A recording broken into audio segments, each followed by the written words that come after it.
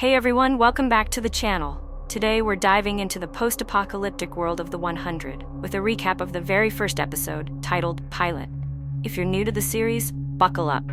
This is one wild ride, and if you're a fan, let's relive the beginning of this epic saga together.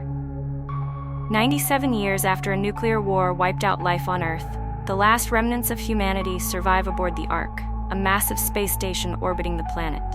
But here's the catch. The Ark is dying. Oxygen is running low, and the leaders are forced to make brutal decisions to keep everyone alive. Crime? Punishable by death? Unless you're under 18. Enter Clarke Griffin, a 17-year-old prisoner who knows too much about the Ark's failing systems. She's arrested, but her story is just beginning. The Ark's leaders decide to send 100 juvenile delinquents, yes, 100 teens, to Earth to see if the planet is survivable. These kids, they're expendable. The 100 are loaded onto a dropship and sent hurtling toward Earth. The landing is rough, but most survive. And when they step out, pure awe. For the first time in their lives, they see blue skies, breathe fresh air, and feel the ground beneath their feet. It's a moment of hope, but it doesn't last long. The group quickly splits into two factions. On one side, you have Clarke and Wells Jaha, the chancellor's son, who want to establish order and find Mount Weather, a potential safe haven. On the other side, there's Bellamy Blake, a rebellious leader who declares, "Whatever the hell we want," as their new rule.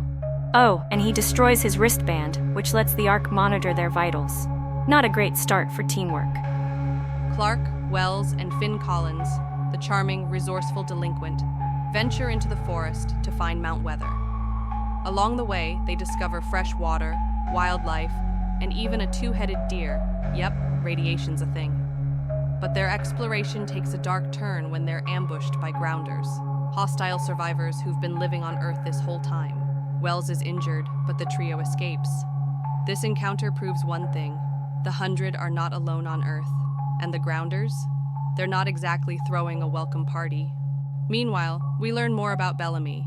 He's stowed away on the dropship to protect his sister, Octavia, who's been locked up her whole life for being a second child. Yep, the Ark has a one-child policy.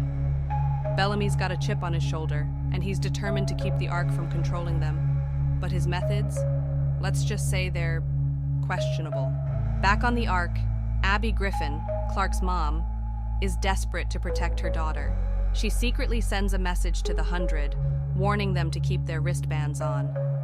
But Chancellor Jaha is more focused on the bigger picture. If Earth is survivable, the entire Ark population might be able to return. The stakes couldn't be higher. As night falls on Earth, the 100 hear strange noises in the forest. They realize they're being watched. The grounders are closing in, and the group is completely unprepared. The episode ends on this chilling note, setting the stage for the battles, alliances, and heartbreaks to come. And that's the pilot episode of The 100.